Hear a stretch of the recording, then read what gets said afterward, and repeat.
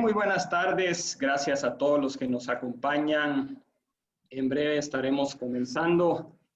Quiero darle ya la bienvenida a quienes se están conectando en este momento. Gracias por acompañarnos esta tarde. En breve estaremos comenzando.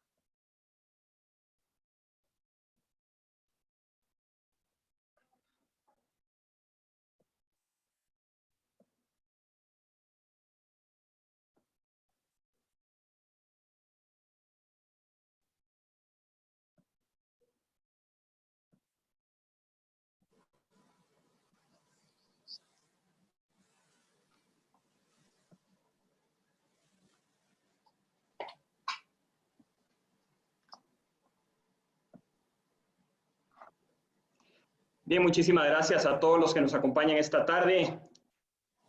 Queremos presentar un poco de la agenda que vamos a estar viendo en esta presentación, en este seminario virtual. Primero contaremos con las palabras de bienvenida del ingeniero Juan Carlos Páez, presidente de Fundesa. Luego una presentación sobre los avances en las donaciones de las pruebas COVID-19 por parte de Salvador Páez, director de Fundesa, la estrategia del ICS ante el COVID-19 y agradecer al licenciado Carlos Contreras, presidente del ICS, que ya nos acompaña esta tarde.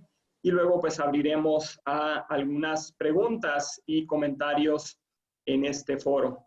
Así es que, sin más, quiero agradecer a todos su presencia, su participación. Recuerden que pueden hacer preguntas. Vamos a estar recopilando muchas de estas preguntas porque por la cantidad de personas, tenemos más de 250 personas que se han registrado a este foro y poco a poco se estarán incorporando. Así es que sabemos que no todas las personas van a poder hacer las preguntas al aire, pero vamos a estar recopilando sus preguntas escritas y vamos a luego enviar un informe con las respuestas. Así es que, sin más, dejo en el uso de la palabra al presidente de Fundesa, al señor Juan Carlos Páez. Juan Carlos, bienvenido, muy buenas tardes. Muchas gracias, Juan Carlos. Muy buenas tardes a todos. Bienvenidos a este seminario para explicar un poco cómo está el tema de las pruebas, qué ha pasado con las donaciones. Agradecerle a cada uno de ustedes que ha podido donar o que ha podido participar de esta causa, el que lo hayan hecho. Creemos que Guatemala lo necesitaba. Bueno, vemos un poquito cómo está la situación actual. La situación actual está caminando más o menos a que cada semana se duplica el número de casos que estamos teniendo en la realidad. Hoy ya tenemos 289 casos. Tal vez cerramos la semana entre 250 y 300 casos nuevos y vamos a haber llegado a 400 en total de acumulados. Vamos pasando. Ese es el número de casos que se están registrando a diario. Hay que quitarle a estas gráficas el tema de los migrantes, que realmente nos están desajustando las proyecciones y las gráficas de cómo el contagio va caminando y está siendo registrado cada día, pero se ve la tendencia al alza y se ven ya más de 30 días de más de 30 contagiados, que es más o menos las tendencias de que cada semana se está duplicando el número de casos en el país.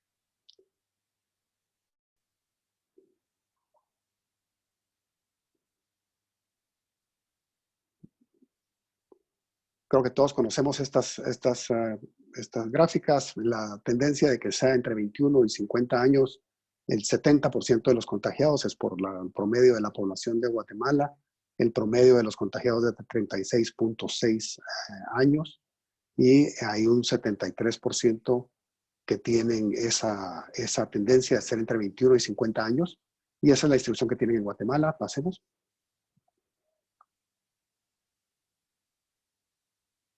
La región está centralizada en la ciudad de Guatemala, el 60% de los casos. En la región 2 tenemos 17% de los casos en Quetzaltenango, que se puede decir, en ligero aumento, y las otras 3 regiones se mantienen todavía con un 8, 7 y 5% de los casos para las demás regiones.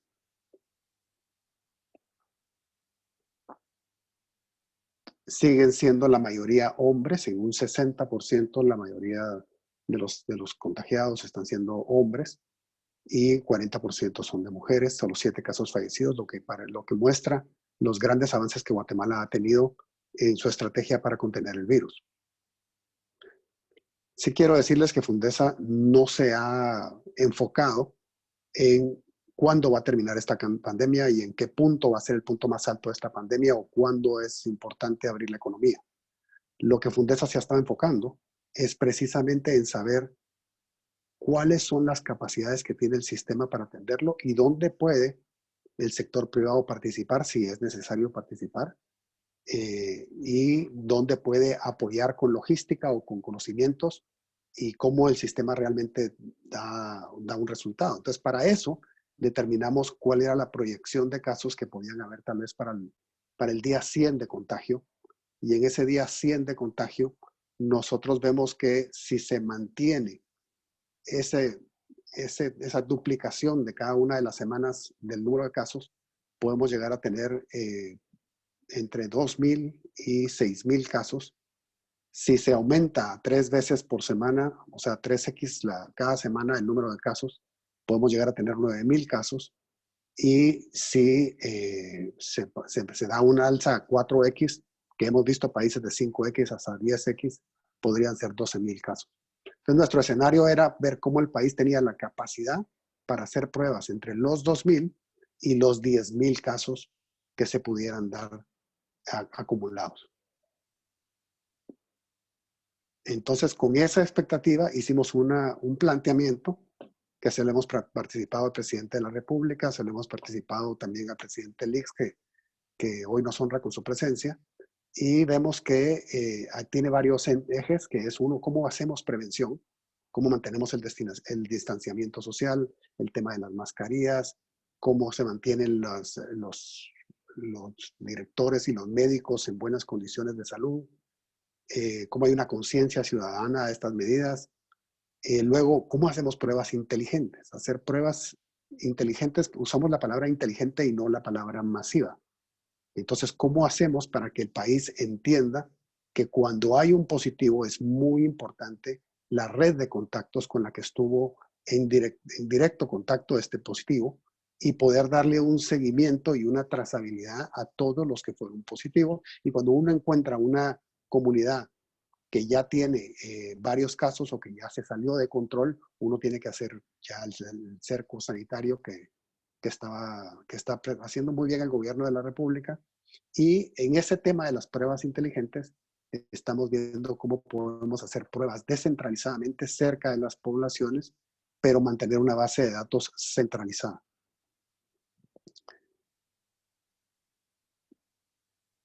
Luego están los temas de ventiladores y está el tema también de las pruebas médicas, del protocolo de medicina y a ver, por ahí me cambió Salvador, aquí está. Y finalmente una estrategia para regresar al trabajo, de cuáles son las condiciones que en Guatemala tienen que haber para que haya procedimientos y precedentes de cómo hacer esto de regresar a las labores cada uno. Y para eso tenemos que tener mucho control de los casos positivos. Entonces, con esta estrategia, nos pusimos la meta de que en Guatemala se pudieran hacer entre 3 y 4,000 pruebas por día. Y para el tema de cómo podemos regresar a las labores, hoy tenemos la presencia pues, de Salvador País, que nos va a explicar cómo estas pruebas fueron, cómo hicimos en el sistema, porque no solo es comprar pruebas, sino que tiene que ver con esa compra de pruebas, con los extractivos, con los hisopados que hay que hacer, con cuáles son las máquinas que hay disponibles en el país. Y en este conjunto que hace un sistema para poder hacer pruebas con su localización, cómo podíamos incidir para que hubiera más capacidades de poderlo lograr. Entonces, Salvador nos va a hablar un poquito de cómo logramos esas capacidades y qué pruebas se aportaron y se donaron por parte del grupo que aportó más de $1,500,000, que agradecemos mucho la confianza en Fundesa. Decirles que creemos que vamos a salir de esta juntos, y juntos es el sistema público de salud y el sistema privado de empresas, el sistema privado de ciudadanía, porque este es un trabajo de todos para salir adelante.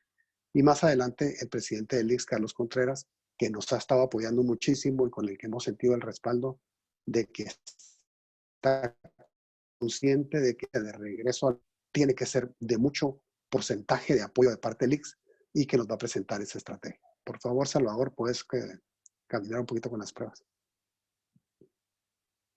Muchas gracias, Juan Carlos. Muy buenas tardes a todos y buenas tardes también a Carlos Contreras, presidente del ICS. Realmente como Fundesa hemos querido apoyar a nuestras instituciones, tanto en la parte pública, Ministerio de Salud, pero también apoyar a el Instituto Guatemalteco de Seguridad Social en este proceso de hacer pruebas en Guatemala. Se habla mucho de la necesidad de las pruebas, pero realmente es un tema bastante complejo, es un tema bastante profundo y que requiere de una serie de capacidades que es parte de lo que quisiera compartir con todos muy brevemente en mi intervención para poderle dar cabida y espacio a la presentación principal de Carlos Contreras en algunos momentos. Tal vez solo para compartir muy brevemente con todos lo que son los distintos tipos de pruebas, porque se ha hablado mucho de tanto lo que se llaman las pruebas rápidas, la introducción de estas pruebas que básicamente dependen de un pinchazo de sangre y que retornan un resultado en 15 minutos. Esas pruebas lo que evalúan es la existencia de anticuerpos en las personas que ya tuvieron el virus y que han desarrollado suficientes anticuerpos para que sean registrados por una de estas pruebas rápidas. El otro tipo de prueba es una prueba que se llama PCR, es una prueba que detecta la existencia del virus en sí misma. Creo que es muy importante entender que cada tipo de prueba tiene un rol que jugar en esta lucha contra el COVID-19. Las PCR tienen un rol, diría yo, mucho más enfocado en la parte de diagnóstico clínico, en la parte de detección temprana, mientras que las pruebas rápidas tienen un rol que jugar en la parte de control epidemiológico, el tema de las poblaciones que puedan haber estado infectadas, temas, por ejemplo, como las salidas de cuarentena y también, por ejemplo, se está usando en Estados Unidos para el personal médico, personal de emergencias 911, puede tener un rol también que jugar esas pruebas rápidas con el personal de salud y también, por supuesto, haciendo esos controles poblacionales en empresas, especialmente aquellos que son críticas en la cadena de abastecimiento. Tal vez la siguiente pregunta, digamos, después del qué tipo de pruebas es cuántas pruebas, porque se habla de la necesidad de hacer más y más pruebas, pero bueno, ¿cuánto sería ese estimado de pruebas suficientes o a qué deberíamos estar aspirando como país? Comparto este par de láminas que están ajustadas ya para cada 1000 personas y nos dan algunos parámetros de los rangos de cuántas pruebas se están implementando. Ciertamente países como Italia, donde pues se les salió de control la enfermedad y que ya tienen más de 20 pruebas por cada 1000 personas. Vemos también Estados Unidos llegando a 13 pruebas por cada 1000 personas. Países como Corea, que han controlado muy bien el virus y que me parece podrían ser un buen ejemplo para nosotros, ligeramente arriba de 10 pruebas por cada 1000 habitantes. Eso nos llevaría, calibrándolo a la población de Guatemala, a que Guatemala debería de estar pensando en 170,000 pruebas para este momento o este número de días, cuando equivalga, digamos, a esos 3 meses que lleva Corea luchando contra el COVID-19. Eso quiere decir, si lo vemos a nivel de pruebas diarias por cada 1000 habitantes, un número alrededor de 3,400 pruebas promedio por día.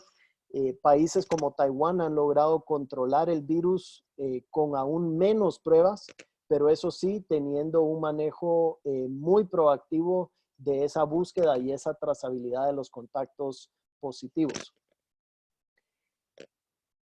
El otro elemento también para tomar en consideración en esta pregunta de cuántas pruebas es la parte del porcentaje de pruebas que salen positivas. Vemos que países como Estados Unidos, donde la situación se ha desbordado, realmente tienen hoy por hoy 20% de las pruebas que están aplicando en este momento 150,000 pruebas por día, y el 20% de las pruebas les están arrojando un resultado positivo. Vemos otros países en extremo, por ejemplo, nuevamente Corea, lo que fue Singapur, Japón, que han tenido y han oscilado entre 5% y 10% de las pruebas como positivas. Usando ese parámetro de 10% de pruebas positivas y asumiendo un escenario de 10,000 casos, Dios no lo quiera, de aquí a fin de mayo, pero nos debemos de preparar para un escenario como ese. Creemos que Guatemala se tiene que preparar con esa capacidad de 200,000 pruebas para finales de mayo. Eso quiere decir todo un sistema de abastecimiento, no solo de las pruebas, sino que de todos los insumos necesarios y además de las máquinas que son necesarias para correr esas pruebas. Tal vez tratando de simplificar algo muy complejo en algo más sencillo, creo que es importante en esta conversación de las pruebas, primero entender algunos de los criterios técnicos, cosas como la sensibilidad, la especificidad de las pruebas, los criterios además técnico-políticos de las autorizaciones que son necesarias a nivel del Ministerio de Salud Pública, siendo estos temas médicos y de salud de la ciudadanía, seguido por criterios de precio, pero ciertamente quizá en esta época en la que estamos viviendo, más importante que el precio, la disponibilidad de entrega inmediata de esas pruebas o de esos insumos, y finalmente la capacidad que tengamos localmente para correr esas pruebas. Partiendo de atrás para adelante, para ejecutar las pruebas tenemos que entender nuestra capacidad de máquinas instaladas en Guatemala, particularmente cuando hablamos de pruebas PCR, depende del tipo de equipo, qué tipo de prueba podemos estar corriendo. Tenemos, por ejemplo, una base instalada bastante amplia de las máquinas de Cepheid que corren una prueba que se llama GeneXpert.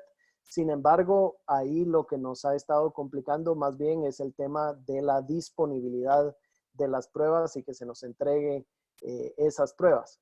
Si no son esas máquinas, pues entonces tenemos que ver qué otras máquinas existen en el país y qué pruebas corren en esas máquinas, qué insumos se requieren para correr esas pruebas y finalmente, yendo así de atrás para adelante, qué proveedores nos pueden entregar esas pruebas y esos insumos necesarios.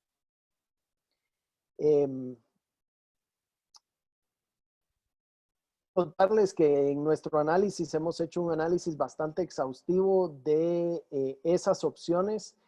Como les digo, tenemos identificada esta prueba GeneXpert de la empresa Cepheid.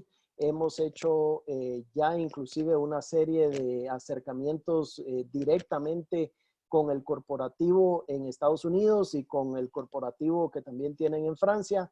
Sin embargo, no se ha logrado el despacho de esas pruebas. Así que como una especie de plan B, por llamarlo algo, pero realmente lo más importante es tener esa capacidad y esa disponibilidad de pruebas, es que hemos usado las Standard M de la empresa SD Biosensor, que son unas pruebas también con las autorizaciones necesarias a nivel de la Comisión Europea, a nivel de la FDA de Corea, y que nos ofrecen pues la especificidad analítica y que nos ofrece la calidad de prueba que corre además en las máquinas que de alguna manera se tienen disponibles en Guatemala. Estamos evaluando algunas otras opciones que no requieren algunos reactivos como los extractivos, todo con el fin de simplificar este proceso y tratar de incrementar nuestra capacidad de pruebas en Guatemala. La siguiente gran pregunta es ¿a quiénes debemos estar haciendo esas pruebas? Ciertamente el reto más importante de esta enfermedad es que entre el 20 y el 50% de los portadores del virus son asintomáticos y contagiosos. Eso quiere decir que no podemos restringirnos solamente a aquellas personas que se presentan con fiebre. Tenemos que realmente ir tras esa historia de trazabilidad de contactos positivos que una persona pueda haber tenido una vez es diagnosticado como COVID-19 positivo. Esa es parte de la estrategia que países como Taiwán y Corea han implementado con tanto éxito y es parte de lo que creemos que procede en Guatemala, la implementación de esa capacidad de trazabilidad.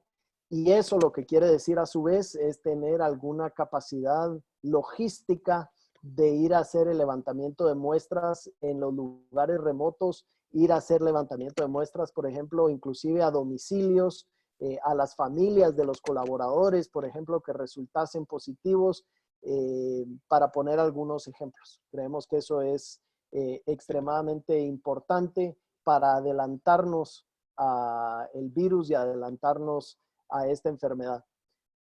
Con ese pequeño preámbulo sobre las pruebas y sobre lo que hemos logrado, tal vez solo cerraría diciendo primero el agradecimiento a los donantes que han creído en Fundesa para aprovisionarnos de estas ya más de 18,000 pruebas que se han adquirido y los reactivos de extracción que además de las 17,000 pruebas son 26,000 reactivos de extracción adicionales para las pruebas que donó el BCIE.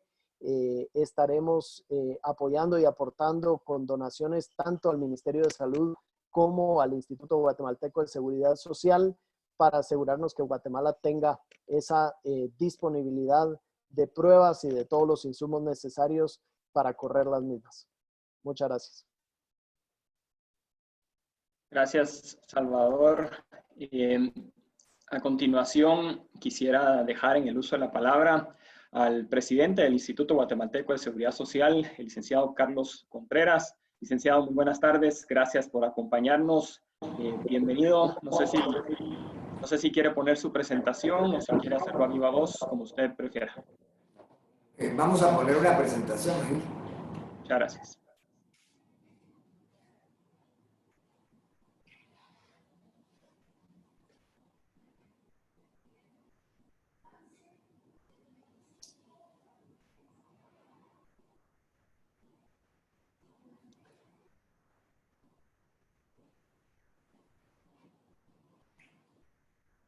En lo que se comparte la presentación, pues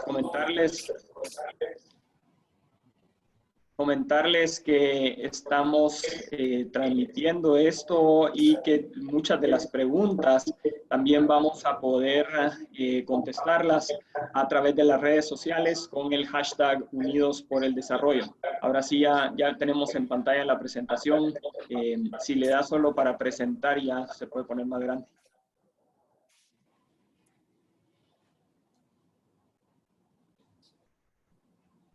Muy bien. Muchas gracias, presidente. Adelante. Bueno, muchísimas gracias por la invitación para hacer esta presentación. Quisiéramos primero saludar a todos los que están conectados en este pequeño foro cibernético y la verdad lo vemos nosotros con mucho entusiasmo porque es muy oportuno darles a conocer lo que ahí dice muy concretamente estrategias y acciones del ICS ante la emergencia del coronavirus. Nosotros, pues, al igual que Fundesa, hemos ido basando todo nuestro esfuerzo en algunas expectativas que hemos obtenido de los cálculos de nuestros expertos. Y sabemos que tenemos que prepararnos para la atención de nuestros derechohabientes. Y por supuesto, más allá si hubiera necesidad. Nosotros tenemos un temario que podemos agotar para darle, digamos, una estructura clara a lo que estamos haciendo. Y ese es el temario que tenemos, que es el siguiente. Primero vamos a hablarles de toda la preparación y ejecución prácticamente, porque sí quiero comentarles que esto se vuelve un proceso de preparación y ejecución permanente.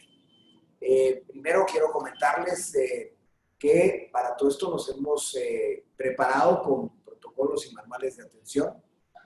Hemos tomado en consideración también los temas de las estimaciones de costos y camas hospitalarias y los temas de infraestructura que son vitales. El tema del equipamiento y abastecimientos para poder atender la emergencia. La necesidad del talento humano que hemos ido preparando y los temas de prevención en donde estamos hablando de un programa general de pruebas.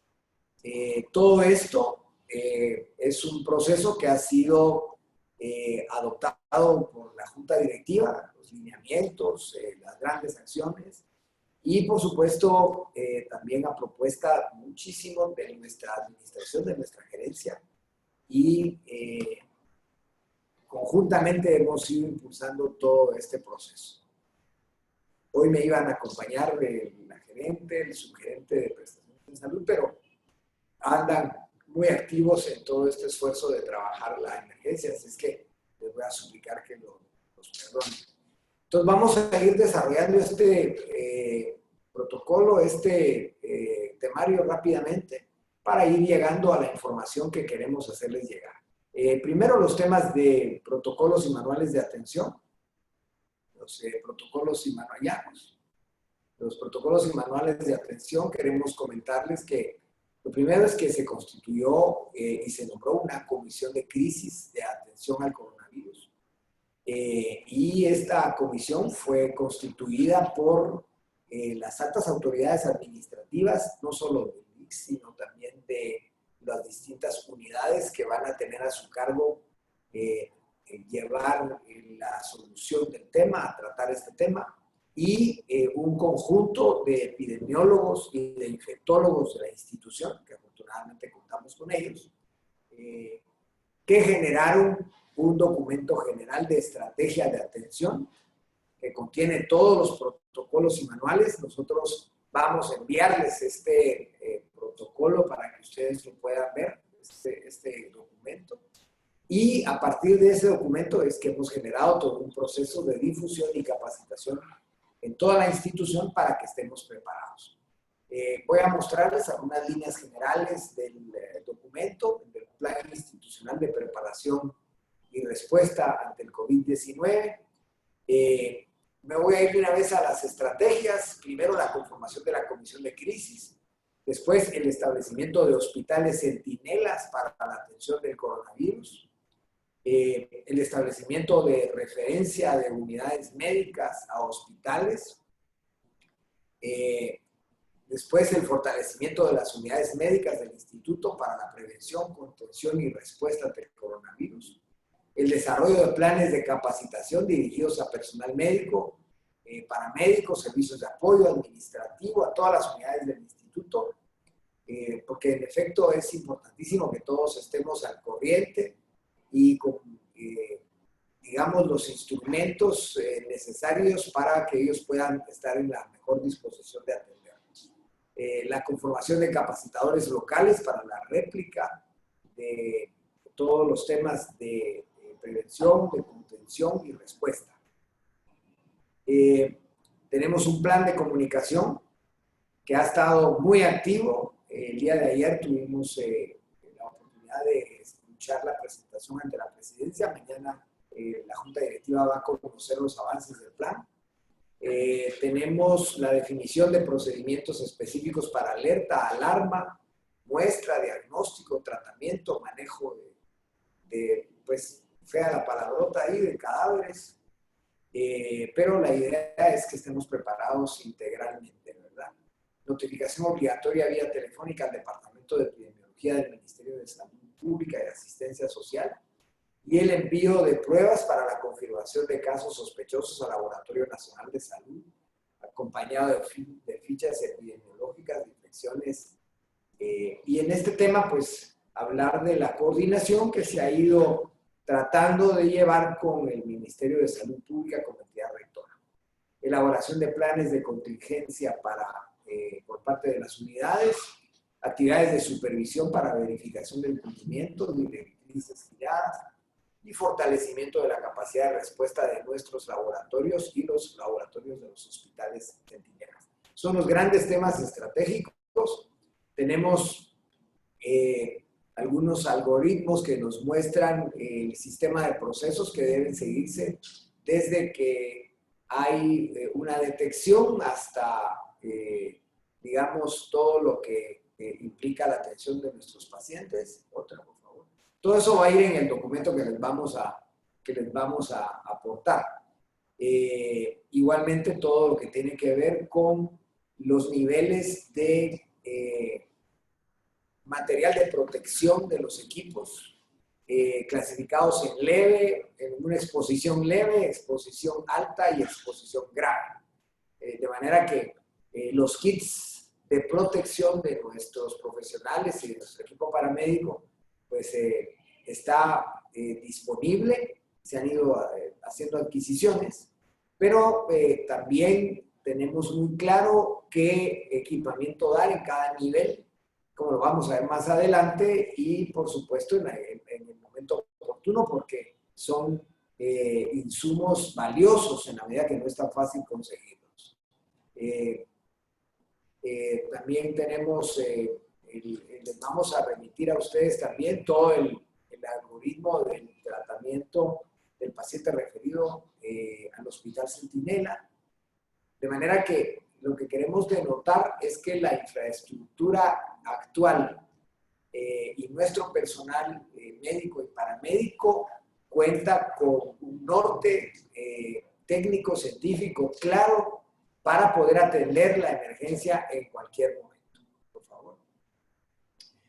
Ahora quisiera pasar a un tema que es un tema estratégico, que es el tema de la infraestructura y el tema de los hospitales centinelas.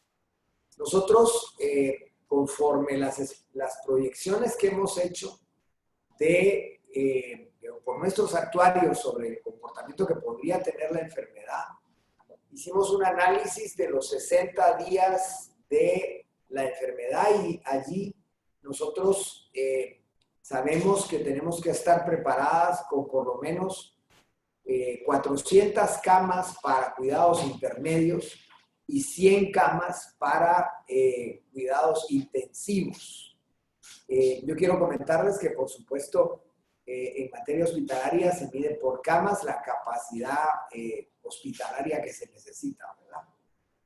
Por supuesto, tenemos estimaciones de cuánto nos costaría construir y cuánto nos costaría remodelar. Y vamos entre 100 millones de quetzales a 600 millones de quetzales. Quiero comentarles que nuestros hospitales centinelas son los dos hospitales principales que tenemos en la ciudad de Guatemala, el hospital de zona 6 y el hospital de zona 9.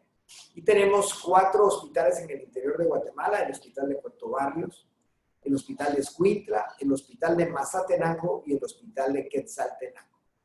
Independientemente de que todas las unidades pues cuentan con esta información y esta capacitación. Vamos más adelante. En la zona central tenemos el Hospital General de Enfermedades, la unidad de consulta externa, tenemos la unidad de infectología de la Verbena, tenemos en el Hospital de Rehabilitación, también tenemos camas, tenemos en el hospital el doctor Juan José Álvaro Bermejo de la zona 6 y también estamos incorporando como hospital de referencia el consultorio que tenemos en Villanueva con unas 30 a 40 camas más o menos.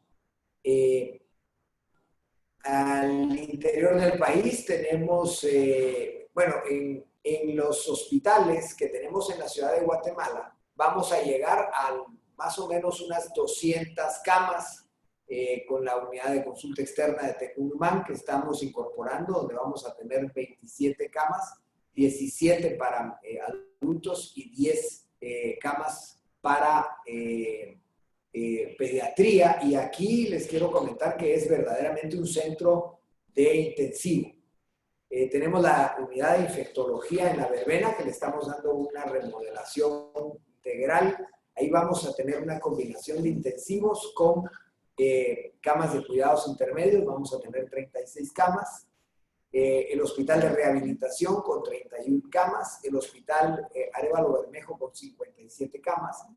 Y el consultorio de Villanueva con 53. Aquí llevamos 204 camas. Se recuerdan que en la primera diapositiva de infraestructura les hacía ver que estamos necesitando 500 camas más o menos para estar preparados a mediados del mes de mayo.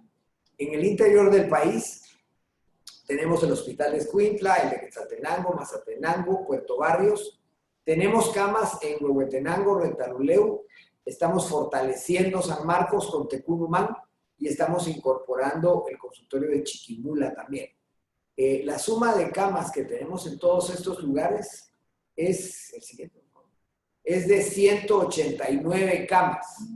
O sea que de 200 más 189 estamos teniendo alrededor de 350 a 400 camas de intensivo, y eso nos genera un déficit que tenemos que suplir. Entonces, para el efecto, nosotros estamos iniciando, ya llevamos muy avanzado el proceso para la construcción de una unidad de respuesta, que es un módulo prefabricado que vamos a construir en zona 11 para 200 camas y 24 en observación. Pasemos. Este hospital modular vamos a tenerlo ubicado en los campos de Roosevelt, en donde somos propietarios de un terreno de 124,000 metros cuadrados. Tenemos la posibilidad de consagrar para ese hospital, sigamos, un área de aproximadamente unos 20,000 metros cuadrados. Aquí está la vista aérea de los terrenos de Roosevelt. Si ustedes ven hacia la parte superior del lado derecho, dice ubicación de los módulos, que quedaría enfrente cabal de Unicar, y a la derecha del CUM. Y en la parte, digamos, inferior tendríamos nuestra periférica de la zona 11. Ahí estaría ubicado este hospital. Continuemos, por favor. Estamos pensando en 4 módulos de encamamiento, con un módulo de dormitorios paramédicos y un módulo de cuarto de máquinas. Por favor, continuemos. Este sería el diseño. Les quiero comentar que se ha diseñado esto en coordinación con alguna empresa de las más grandes de Guatemala, que de manera gratuita nos ha dado toda su asesoría. Con ellos y con nuestros equipos de infraestructura y de mantenimiento hemos completado el diseño. Es el que tenemos aquí. Pasemos, por favor. Con la ubicación para 200 camas, de las cuales vamos a tener una parte de cuidados intermedios y una parte de intensivos, 50 camas de intensivos, 150 de cuidados intermedios y camas de observación. También vamos a tener un módulo, que es el siguiente, que es un módulo para camas de médicos y enfermeros, farmacias y comedor de empleados, camas igual para médicos y enfermeras, con duchas y centros de sanitización, más un cuarto adicional de máquinas. Continuamos. El costo total de esta obra va a ser de 58 millones de quetzales. Se publicó ya desde hace alrededor de una semana, con el NOG que tienen ustedes ahí, 12, 38, 40, 46, con un tiempo de ejecución de 45 días. Y esperamos que el día de hoy va a ser adjudicado. De manera que esperaríamos que este módulo de 224 camas va a estar en la segunda quincena del mes de mayo. Esto completaría toda nuestra infraestructura que conforme las expectativas, conforme las proyecciones tenemos de tener 400 camas de cuidados intermedios y 100 camas de intensivo a nivel nacional. Continuemos, por favor. Aquí hay algunas fotos de las remodelaciones que estamos haciendo. Por favor, continuemos. Primero hicimos una adaptación de la segunda parte, una parte muy apartada y diferenciada que teníamos en la consulta externa de Tecunumán. Era un módulo que estábamos terminando para que fuera un hospital de día y lo convertimos en los 17 intensivos de adultos y 10 intensivos de niños que estamos ahorita remodelando. Por favor, continuemos. Ven ustedes las fotos de la remodelación. Esta va a entrar en funcionamiento, sigamos, la siguiente. Vamos a entrar en funcionamiento mañana por la mañana. O sea que esta unidad con 17 intensivos y 10 pediátricos ya está lista para poderse utilizar a partir del día de mañana. Estamos también remodelando nuestro hospital de infectología, que era un hospital que estábamos dedicando a pacientes de VIH, a pacientes de tuberculosis, y ahora pues ya estamos dándole una remodelación a este hospital para dedicarlo específicamente al COVID-19, digamos. Y también estamos remodelando el hospital de rehabilitación de Pamplona. Son rehabilitaciones, más que rehabilitaciones, actualizaciones y adaptaciones a las necesidades. Hay fotos de los procesos de adaptación. Este módulo va a estar integrado a servicio a finales de esta semana, o sea, por favor, a finales de esta semana, de manera que vamos, este ya es el intensivo de Escuintla. Aquí estamos incluyendo 10 nuevos intensivos en Escuintla. Estos van a estar a finales de esta semana también. Por favor, adelantemos.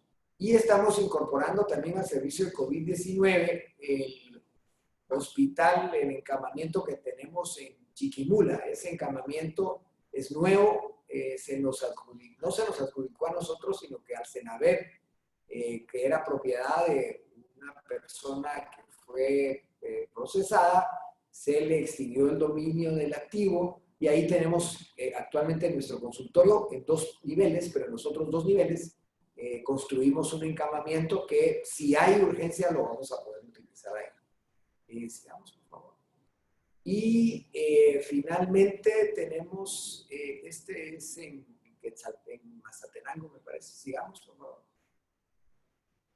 Y aquí vamos a pasar a otro tema que es sumamente importante y es el equipamiento. Recién hemos adjudicado 268 millones de quetzales. Estamos comprando 268 equipos en 67 millones de quetzales. Estamos adquiriendo 250 ventiladores, de los cuales 150 nos van a ser entregados entre esta fecha y finales del mes de mayo, y 100 ventiladores durante el mes de julio. Entonces, tenemos también, sigamos por favor, adquisiciones de medicamentos. Pues regresemos al anterior. En el anterior, donde tenemos el anterior. En el anterior nosotros estamos adquiriendo con 67 millones, estamos adquiriendo ventiladores, estamos adquiriendo monitores, estamos adquiriendo camas y una serie de insumos adicionales para el equipamiento de la infraestructura que estamos poniendo a punto. También estamos adquiriendo medicamentos, y aquí está la siguiente, estamos adquiriendo 87 millones de quetzales en insumos críticos por unidades que están divididos en 2 grandes rubros. Uno son medicamentos por un plazo de 6 meses para poder atender todas las enfermedades crónicas que tenemos, o sea, diabetes, enfermedades del corazón, y y esos pacientes que tenemos nosotros permanentes, que son los más vulnerables. Entonces, estamos haciendo una inversión de 87 millones de quetzales para garantizarnos que vamos a tener esos medicamentos. Además, estamos comprando con UNOPS. Es la siguiente. Y con UNOPS estamos comprando 20 millones de dólares en equipo médico, mobiliario, clínico y equipos de oficina. Ahí estamos también completando con ventiladores, estamos completando con otros insumos. Compramos a través de ellos 10,000 pruebas GeneXpert, que son las más, como lo explicaba Salvador, son de las más efectivas, las más adecuadas, pero que no hay en el mercado. Logramos conseguir 10,000 y nos las van a ir entregando realmente a cuentagotas. Y estamos invirtiendo 10 millones de dólares con UNOPS para medicamentos de manejo de pacientes con sospecha y diagnóstico de COVID-19. O sea que tenemos medicamentos relacionados con la atención de enfermedades crónicas y medicamentos para poder estar preparados para atender a nuestros pacientes que pudieran ser afectados por el COVID-19. Y además estamos abriendo un TBD, que es un contrato abierto en el lenguaje de UNOPS, por $1.600.000 unidades en materia de kits, materiales médico-quirúrgicos para la protección personal. Sigamos, por favor. Nosotros tenemos adquisiciones, digamos, de las realizadas ya con UNOPS, los 20 millones de dólares que son, aquí estamos comprando aparatos de rayos X, estamos comprando tomógrafos, estamos comprando también camas y estamos comprando prácticamente el equipo necesario, estamos comprando las pruebas de laboratorio y los kits de protección y los insumos de laboratorio los tenemos en contratos abiertos. Y 74 medicamentos esenciales para el manejo de pacientes con sospecha de COVID, que son los $9.700.000 dólares, son 51,000 insumos en esa área. Sigamos, por favor. Sigamos, que esto, aquí están si regresemos solo para enumerar, estamos hablando de 20 equipos de rayos X portátiles, estamos hablando de negatoscopios, estamos hablando de aspiradores de secreciones, estamos hablando de centrales de monitoreo, monitores, laringoscopios, bombas de infusión, bombas de alimentación, los aparatos de ventilación mecánica, los flujómetros, resucitadores, aparatos de esterilización y mobiliario médico como camas hospitalarias, camas de intensivo, camillas de transporte, en la medida en que hemos logrado abastecimiento, porque tampoco crean ustedes que el abastecimiento está muy fácil. En el tema de camas estamos bastante complicados. Creíamos que iba a ser más difícil conseguir ventiladores que camas, pero les diré que camas hospitalarias está mucho, mucho más difícil de conseguir. Sigamos, por favor. También queremos comentarles que hemos aprobado la creación de 430 plazas para poder gestionar el tema del coronavirus. Estamos aprobando 75 plazas de médico general de tiempo completo, 38 plazas de médico general de 6 horas, 6 médicos especialistas de 6 horas, 12 médicos especialistas de 6 horas, químicos biólogos, auxiliares de enfermería, enfermeras graduadas, 167 enfermeras auxiliares, 44 enfermeras graduadas, 30 técnicos de laboratorio, 35 camareros, y el personal administrativo de apoyo. Estamos considerando ampliar esto y la Junta Directiva ha dado la instrucción de que si hay necesidad de hacer contrataciones adicionales, pues deben hacerse. Pero por de pronto ya les quiero comentar que está hasta reclutado ese personal. Mañana el centro de intensivos que vamos a abrir mañana a las 7 de la mañana ya tiene todo el personal listo para poderse incorporar. Sigamos, por favor. Y pasemos al ámbito de la prevención. En el Instituto Guatemalteco de Seguridad Social, tanto la Junta Directiva como la Administración y el equipo técnico y científico estamos muy convencidos de que la estrategia que seguido el gobierno de la República es muy acertada con los temas de aislamiento, con los temas de mascarillas, y ha generado resultados. Sin embargo, es imprescindible incorporar a la estrategia la realización de pruebas. Hemos mantenido una comunicación constante con Fundesa. Fundesa ha sido también muy vanguardista en este tema. Fundesa nos ha provisto ya de por lo menos 800 pruebas donadas, si no un poco más, de pruebas GeneXpert, pruebas de Roche y algunas pruebas adicionales. Sin embargo, hemos estado evaluando tanto con ellos como en reuniones con la Universidad del Valle de Guatemala, la Universidad Mariano Gálvez, haciendo consultas con la Universidad de San Carlos, con UNOPS, y hemos avanzado la intención del ICS de la compra de pruebas suficientes para poder atender la emergencia. El día de ayer se reunió ya el equipo técnico del ICS con UNOPS y con algunos proveedores, y llegamos a la conclusión y se está adoptando la decisión de la adquisición de 200,000 pruebas de anticuerpos serológicas. Estas pruebas son las más aconsejables para hacer un tamizado en los sectores productivos de Guatemala.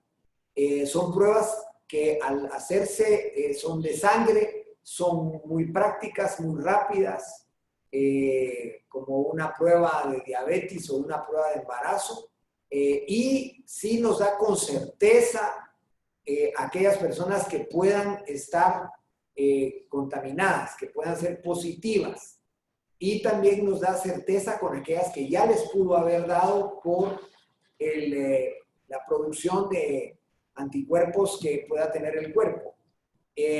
Por supuesto que nos puede dar falsos negativos. Por eso estas pruebas no son aconsejables para temas de diagnóstico y no son, digamos, las óptimas en un 100%, pero son las pruebas más aconsejables para ser tamizados a nivel nacional, que nos permita tener una mejor información sobre cuántos contaminados tenemos, la ubicación de los sectores donde puedan estar, y sobre todo, por supuesto, la habilitación de sectores productivos para poder ir avanzando en el retorno al trabajo. Entonces, ayer la Junta Directiva no lo ha conocido, pero ya lo ha externado su decisión de que podamos avanzar hacia la realización de pruebas masivas. Con la presencia de algunos directores de Junta Directiva hemos discutido esto ampliamente, y el día de ayer el equipo técnico tomó la determinación de que la mejor vía de tamización es esta. Así es que el día de hoy se están terminando los términos de referencia para la publicación de eventos que nos permita ir a la adquisición de estas pruebas. Quiero, aprovechando que hablé de eventos, a decirles que todo lo que estamos haciendo es con recursos propios del instituto y es agotando todos los procedimientos que establece la ley de contrataciones y las leyes de la calamidad pública. O sea, nosotros a veces sí tenemos que tener una respuesta no tan rápida como la que quisiéramos, porque sí tenemos que agotar todos estos mecanismos. De esto ya estamos haciendo hoy, de hoy a mañana están terminados los términos de referencia, se harán por la publicación a más tardar mañana o el viernes, y estaríamos comprando esas 200,000 pruebas en el más corto plazo posible. A partir de ese momento, del momento que esto salga ya, digamos, publicado, va a ser muy importante que nosotros nos sentemos con el sector empresarial, coordinemos con el sector empresarial para la determinación no solo de los ámbitos en donde vamos a pasar esa prueba, los sectores donde vamos a pasar estas pruebas, pero también la logística que esto va a implicar. Como bien lo decía Salvador Pais, estamos hablando de más de 3,000 pruebas diarias en los próximos 60 días. O sea que tenemos que tener equipos formados, equipos organizados para hacer este levantamiento. y esto sí nos va a permitir definitivamente tener una mejor información. Quiero comentarles que cada prueba va acompañada de la realización del cuestionario que permite definir también los temas de los nexos epidemiológicos, y también estos cuestionarios y estos registros también van acompañados de un registro de los resultados de las pruebas, también son los que nos van a dar la información del tamizaje que se haría. O sea que esto es el tema de la prevención, va muy avanzado y estaríamos nosotros materializándolo en los próximos días. Después iríamos a los temas de ejecución. Quiero comentarles que estamos contando con un equipo de ejecución, que es un equipo de crisis. Todas las sugerencias, la sugerencia administrativa, la sugerencia financiera, la sugerencia de prestaciones en salud, la junta directiva igualmente, la gerencia, estamos trabajando muy activamente en llevar a cabo esta estrategia. Tenemos una unidad de infraestructura, una unidad de mantenimiento que están trabajando al 100%. Se están haciendo las adquisiciones de materiales para poder completar todo esto. Y el día de ayer se tuvo una reunión sumamente rigurosa, muy estricta, con la presencia del Contralor General de la institución, con la sugerencia de transparencia, con la sugerencia administrativa, la gerencia, la sugerencia de prestaciones en salud, para demandar y para establecer mecanismos muy rigurosos de transparencia y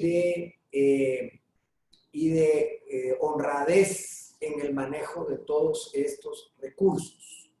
De manera que nosotros verdaderamente orientemos los recursos de la institución hacia lo que se necesita, que es atacar oportuna y efectivamente la enfermedad. Y finalmente quisiera terminar mi presentación con un tema que está ligado al futuro, que es el tema de la reactivación económica de Guatemala. Queremos comentarles que el Instituto Guatemalteco de Seguridad Social consolidó hace 3 semanas aproximadamente el nuevo convenio con UNOPS para la inversión en infraestructura a nivel nacional.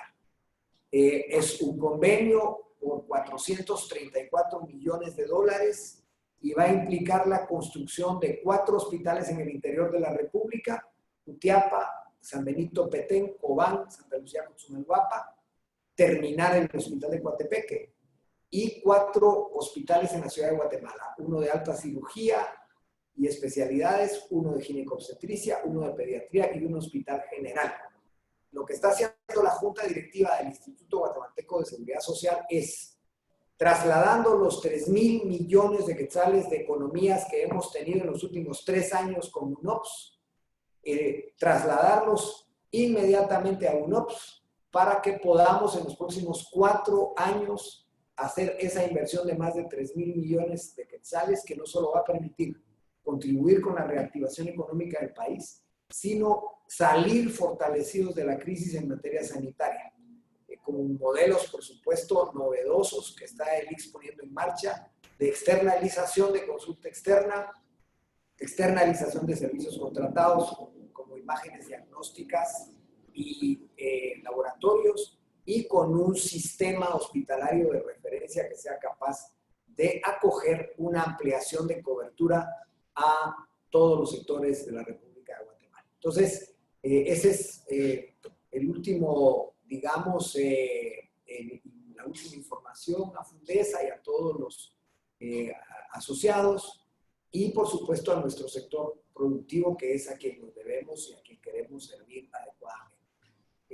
Quiero decirles pues que esto es un esfuerzo de la Junta Directiva y de la Administración del Instituto Guatemalteco de Seguridad Social, y estoy a la disposición para todas las preguntas que quieran.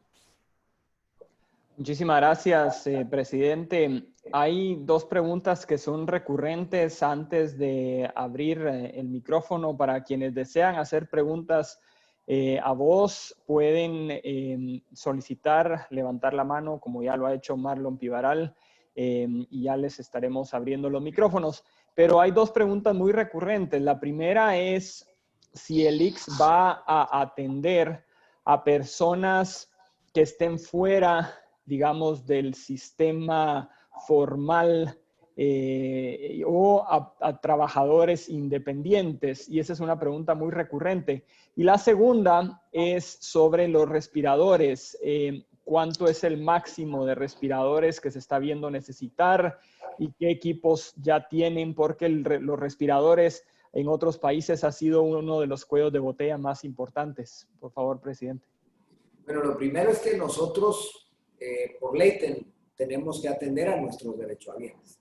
En estricta emergencia podemos entender a una persona que no es afiliada o que no es derechohabiente. Y ya lo hemos hecho. De hecho, la primera persona que atendimos, la atendimos de emergencia y después nos cercioramos que no era afiliada, pero le dimos todas las atenciones del caso. Él no se podía mover, estuvo con nosotros alrededor de 2 semanas y media luchando por su vida. Desgraciadamente, en el último momento, pues falleció, pero recibió, bueno, en el transcurso esta persona tuvo un infarto, tuvo un fallo sistémico, un fallo renal, pero tuvo 3 frentes de tratamiento con medicamentos altamente especializados y caros, y el ICS le dio toda la atención del caso en todo momento. Y hemos tenido otro caso adicional. Quiero comentarles que nosotros hemos llevado a cabo en el ICS alrededor de unas 500 pruebas, de las cuales hemos tenido unos 18 casos positivos. Y por supuesto, algunos de ellos no eran afiliados a la Seguridad Social, pero la regla general es que atendemos a los afiliados y derechohabientes. Y en estricta emergencia atendemos a pacientes que no son derechohabientes. Esa es la primera pregunta. La segunda pregunta, justamente yo lo estaba diciendo, nosotros calculamos que necesitamos unos 500 ventiladores. Entonces levantamos 2 eventos. Un evento con nuestra administración de adquisiciones. Quiero comentarles que la contratación con UNOPS, el convenio con UNOPS, tiene 2 componentes. Uno es el componente de compras, y el otro es el componente de fortalecer nuestras capacidades y nuestra institucionalidad para las compras. Después de estos 3 años y medio que llevamos con UNOPS, nuestros sistemas de adquisiciones se han perfeccionado enormemente, se han institucionalizado muy bien, de manera que ya los estamos utilizando y son una garantía de transparencia y de efectividad.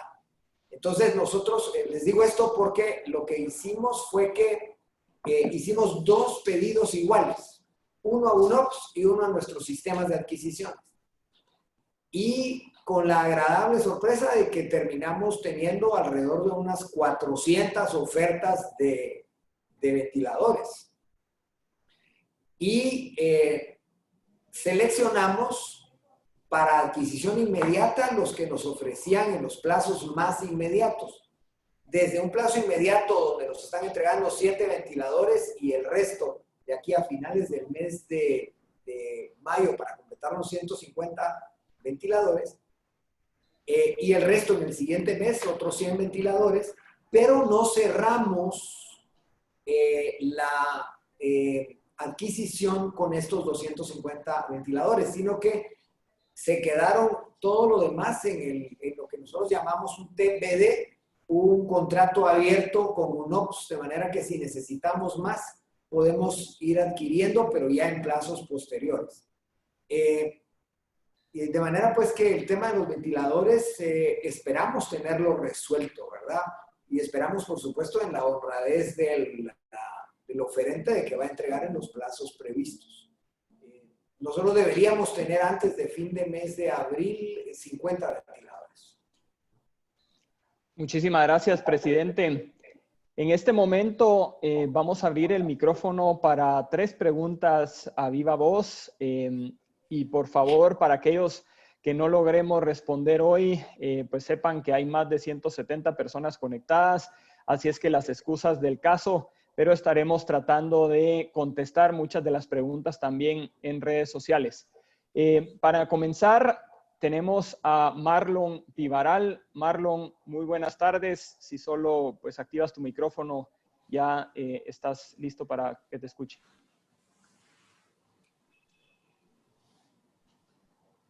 Marlon, ¿nos escuchas? Sí. Adelante, bienvenido. ¿Me escuchan? Muy buenas Sí. tardes. Sí, buenas tardes. Muy buenas tardes. Muchísimas gracias por la oportunidad. Mi nombre es Marlon Pivaral, soy del departamento de Suchitepeques y en este departamento se cuenta con, por parte del ICS, con un hospital. En tal sentido, mi pregunta es que de ser necesaria la atención a personas infectadas por casos de coronavirus en el departamento de Suchitepeques, ¿serán estas atendidas en Mazatenango? Y de ser así, ¿con cuántas camas contará el hospital para atender estos casos? Muchas gracias tanto al presidente como a Fundesa por estos foros.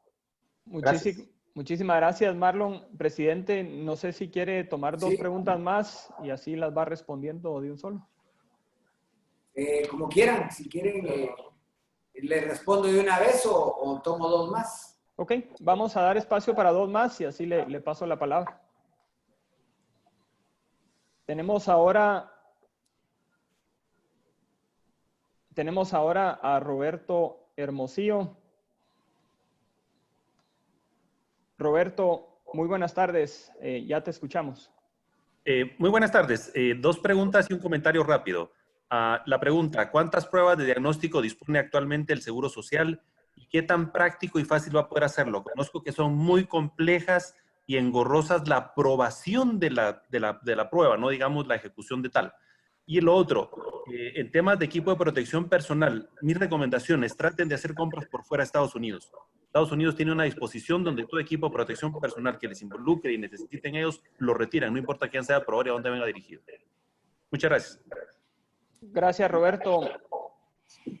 Presidente, si está de acuerdo, tomaremos una más y ya le paso la palabra. Muchas gracias.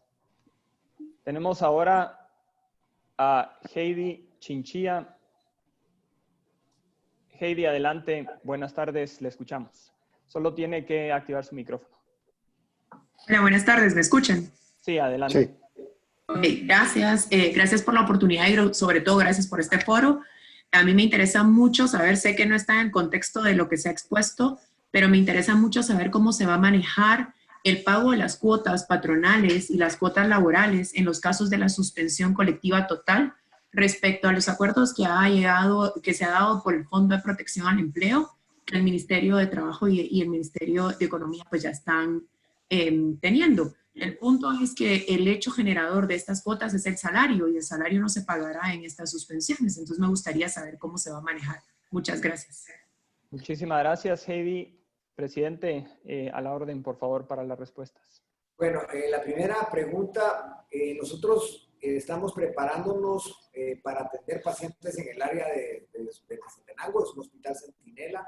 Yo estuve personalmente en el hospital el día viernes y pude constatar que tienen los protocolos muy bien aplicados y están preparados para recibir pacientes que pudieran tener coronavirus al día de hoy.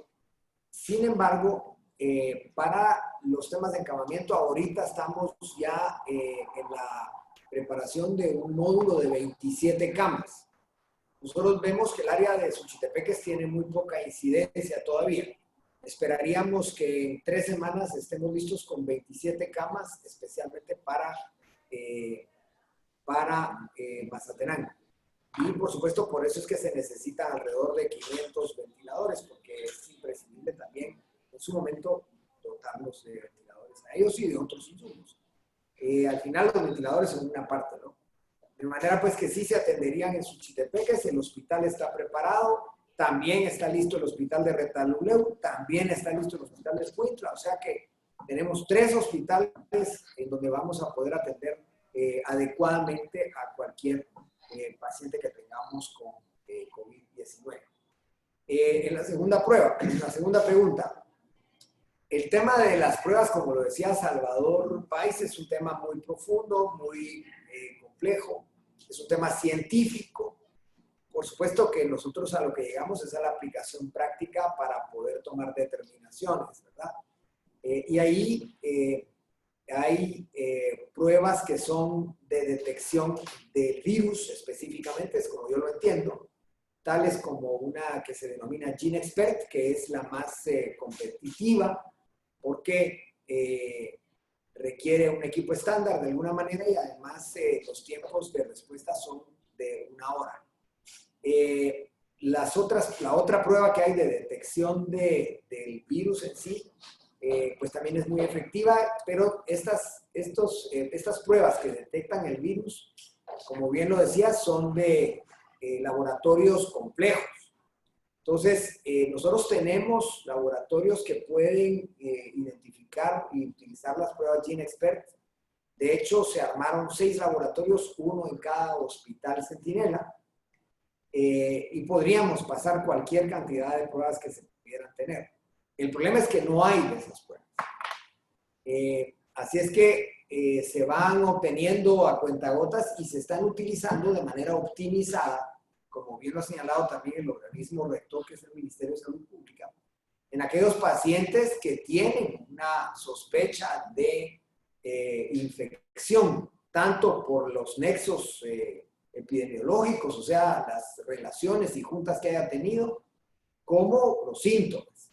Entonces, esas pruebas que son tan escasas, pero que son muy positivas, muy acertadas, muy asertivas, pues son escasas, entonces se están utilizando para los casos que son, digamos, necesarios. Por eso es que hemos recurrido, y de esas nosotros, el ICS tiene alrededor ahorita de unas 800. Lo que sí es que tenemos una adjudicación en una compra que hizo UNOPS de 10,000 de esas pruebas, que se nos van a ir entregando conforme la producción de esas pruebas y la comercialización lo permita. O sea que vamos a tener pruebas suficientes, digamos, para la detección específica del diagnóstico. Y segundo, hemos optado por una apertura hacia un tamizaje abierto. Por supuesto, esto también quiero comentar, tenemos que comunicarlo, y para eso vamos a tener una reunión hoy o mañana con el Ministerio de Salud Pública, porque el órgano rector tiene que aprobar que lo hagamos. Por supuesto, porque va a tener consecuencias que hagamos esos tamizajes masivos. Entonces tenemos que pedir autorización y los criterios que ellos nos den, porque, por supuesto, como lo hemos dicho anteriormente, nos alineamos completamente al liderazgo del presidente de la República y del gobierno. Y por ley también, porque ellos son, pues, quienes tienen que dirigir este proceso. De manera que esas pruebas de tamizaje son más sencillas, no garantizan el 100% del diagnóstico en casos en los que sea negativo, porque puede haber un falso negativo, pero sí el diagnóstico positivo es 100% garantizado. O sea que eso sí es un gran apoyo, es un gran apoyo, y también el diagnóstico de quien pudo haber ya padecido la enfermedad por el incremento de anticuerpos. Eso es para contestar los temas de las pruebas. Y finalmente, pues mire, nosotros somos respetuosos de la ley en el tema de los cobros de las cotizaciones del ICS. En el caso que haya una suspensión colectiva total de la relación laboral, pues entendemos primero que es de mutuo acuerdo. Y segundo, pues por supuesto en esos casos que no se genera un salario, que no hay un salario, entonces el salario, la cotización depende del salario. En esos casos no se tendrá una cotización. En estos casos el trabajador estará cubierto por los 3 meses que la ley establece.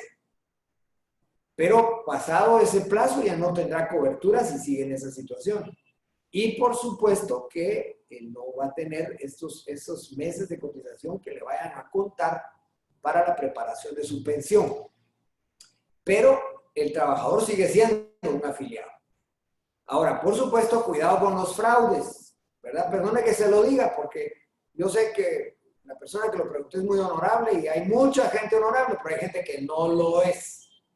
Entonces, es más práctico recurrir a los mecanismos que hemos implementado de facilitar el pago a partir del tercer mes por 18 meses.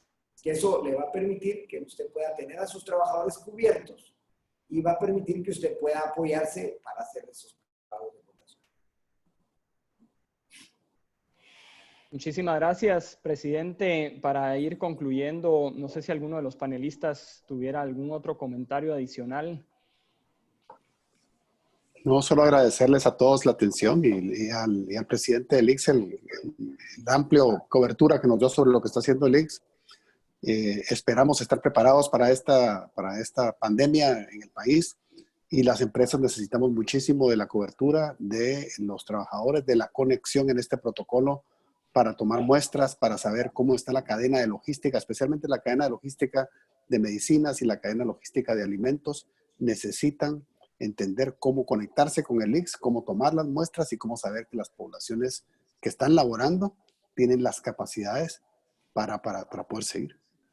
Así que muchas gracias a todos. Por mi parte estoy... Muy importante, solo ya que lo tomaste, ya que lo tocaste, Juan Carlos, es que sí hay que pensar por eso en esa coordinación con el sector empresarial para definir cuáles son las empresas estratégicas, las empresas prioritarias que deberían ser objeto de este esfuerzo de tamización, ¿verdad? Para que podamos nosotros contribuir a que todos estos sectores pues, puedan incorporarse a la producción lo más pronto posible.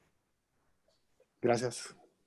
Bien, pues muchísimas gracias. Gracias a ustedes. Muchas gracias, de veras. Muchas gracias. Gracias, presidente. Gracias a nuestros panelistas. Excusarnos porque sé que hay muchas preguntas, muchos comentarios.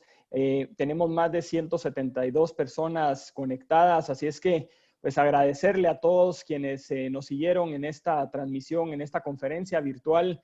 Estaremos publicando las diferentes presentaciones realizadas, por supuesto solicitar también la autorización para poder publicar la presentación del ICS y ahí estaremos pues a la orden en todo este proceso. Muchísimas gracias nuevamente. Que tengan todos muy feliz tarde. Tal vez antes de terminar, Juan Carlos, solo felicitar al Instituto de Seguridad Social por la forma como están comprando a través del diagnóstico. La unidad de compras de Naciones Unidas es la forma más transparente de comprar.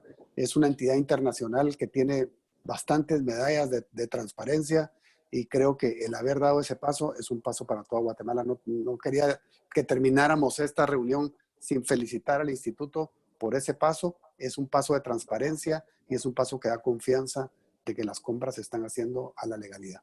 Gracias. Bien, muchísimas gracias a todos. Gracias por su participación. Que tengan todos muy feliz tarde. Muchas gracias.